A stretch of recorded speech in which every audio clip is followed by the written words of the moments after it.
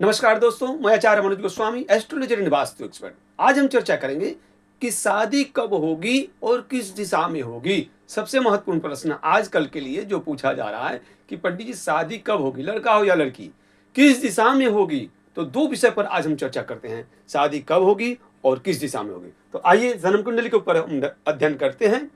मेष लगन की कुंडली है, प्रथम भाव में अगर 1 लिखा हो तो मेष लगन कुंडली होगी। आपके जन्म कुंडली में कुछ भी यहाँ पर 2, 3, 4, 5, 6 लिखा हो सकता है, बट हम यहाँ चर्चा करते हैं। शादी का जब भी क्वेश्चन आए तो लगन के ठीक सामने सप्तम स्थान में जो घर है, ये शादी का घर है, पार्टनर का घर है। यहाँ पर हमको देखना होगा। शादी का जब भी क्वेश्चन आए आपके सामने, जिक्र हो, तो ठीक पहली नजर सप्तम स्थान पर आपका जाना चाहिए। सप्तम स्थान में कौन सा राशि है और इसमें कौन कौन से ग्रह बैठे हैं, सप्तमेश कौन बन रहा है, सबसे पहले सप्तम स्थान को देखेंगे। ठीक है। उसके बाद अगर मान लीजिए सप्तम स्थान में जो राशि बैठा है उसका दशा, जो सप्तमेश का दशा अंतर दशा प्रत्यंतर दशा नहीं बन रहा हो उस समय, तब क्या करेंगे? तब हम दूसरी जो है पंचम स्थान पर अध्ययन करेंगे, इस पर नजर डालेंगे, पंचम स्थान पर नजर डालेंगे। ठीक है। इसके दशा अंतरदशा प्रत्यंतर दशा में शादी हो सकती है। सबसे पहले तो सप्तमेश के दशा अंतरदशा में होगी। ये दशा अगर अंतरदशा नहीं आ रहा है तो फिर पंचम पर हमको ध्यान करना होगा। पंचमेश का दशा अंतरदशा क्या चल रहा है कि नहीं है निकट भविष्य में। यहाँ भी अगर आपको नहीं मिला तब कहाँ जाएंगे? हम लगन के ऊपर अध्ययन करेंगे। लग्नेश का दशांतर दशा प्रत्यंतर दशा चल रहा है कि नहीं, सप्तम से कोई कनेक्ट, पंचम से कोई कनेक्ट बन रहा है कि नहीं बन रहा है। उसके बाद इसका भी दशा अगर मान लीजिए नहीं चल रहा है तब क्या करेंगे? तब जो है हम नवम भाव पर दृष्टि डालेंगे, जन्म कुंडली के नवम भाव पर दृष्टि डालेंगे।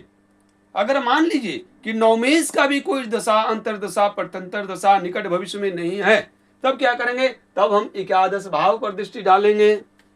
ठीक है। प्रथम सप्तम, उसके बाद पंचम, ये भी नहीं हुआ, लगन इसके भी नहीं हुआ, तो नवम और एकादश, इन भावों पर हमको दृष्टि डालना है कि इनकी ग्रह दशा, माने इन घर के जो स्वामी हैं, स्वामी कौन है ये आपको समझना होगा। इसके पहले के वीडियो में मैंने बता चुका हूं, फिर मैं आपके लिए लाया हूं कि मान लीजिए कि आपका मेष राशि है, तो मेष राशि का स्वामी मंगल हो गया, वृषभ का हो गया शुक्र, मिथुन का हो गया बुध, कर्क का हो गया चंद्रमा, सिंह का हो गया सूर्य, कन्या का हो गया बुध, तुला का हो गया शुक्र और वृश्चिक का मंगल, धनु का बृहस्पति, मकर का शनि, कुंभ का शनि और मीन का शनि। ये जो है आपका राशि का देख लीजिए ध्यान से, किस राशि का स्वामी क्या होता है इस चार्ट पर लिखा हुआ है, आप नोट कर सकते हैं। ठीक है। इसके बाद ग्रह का, जो ग्रह है उनकी दिशा क्या है। मान लीजिए कि सप्तमेश हमारा शुक्र बन रहा है, इसी कुंडली पर हम आते हैं। सप्तमेश क्या बन रहा है? तो शुक्र बन रहा है।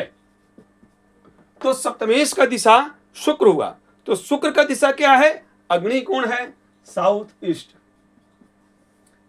ठीक है। सप्तमेश शुक्र का दिशा क्या हुआ? अग्नि कोण। तो हमको अब देखना होगा कि शादी, पहले हमारा क्वेश्चन है कि शादी कब होगा, तो ये हो गया दशांतर दशा, इन ग्रहों के, इन घर के मालिक का जब भी ग्रह दशांतर दशा आएगा तब होगा।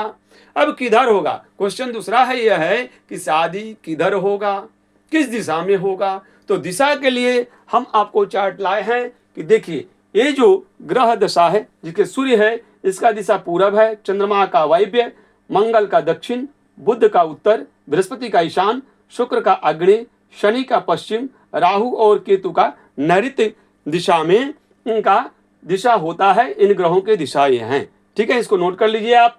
मेष और राशि का दिशा क्या है ये भी आप यहाँ पर नोट कर लीजिए। मेष का पूरब, वृषभ का दक्षिण, मिथुन का पश्चिम, कर्क का उत्तर, सिंह का पूरब और कन्या का पश्चिम, तुला का दक्षिण, वृश्चिक का उत्तर, धनु का पूरब, मकर का पश्चिम, कुंभ का दक्षिण, मीन का उत्तर। ये भी आप नोट कर लीजिए। ठीक है। अब हम आते हैं कि सप्तमेश का जो दिशा होगा उस दिशा में होगा। ठीक है।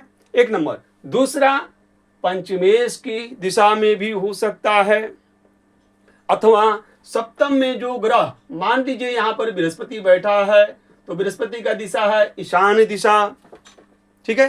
मंगल बैठा है तो मंगल का दिशा हो गया दक्षिण दिशा, ठीक है। तो ये हमको देखना होगा कि इसका मालिक कौन बन रहा है उसके दिशा में, अथवा इस घर में जो ग्रह बैठे हैं उनकी दिशा में शादी होने की संभावना रहती है। ज्यादा करके, अधिकांश करके इन्हीं दिशा में शादी होने के चांस रहते हो, चाहे लड़का हो या लड़की, दोनों के लिए एक ही नियम लागू होगा, ठीक है। या पंचम में कोई ग्रह बैठा है, अगर सप्तम से संबंध बना रहा है अथवा लगन से संबंध उसका हो रहा है, या तो एक संग बैठा हो अथवा दृष्टि संबंध आपस में हो, तब जो है इनके मालिक के ऊपर अथवा इस घर में, पंचम घर में या लगन में या नवम में या एकादश भाव में कोई ग्रह बैठा है, उसके दशा अंतरदशा में तो होगा ही, उसके दिशा में भी हो सकती है। पर प्रबल जो है, प्रबल कारक क्या है? सप्तम।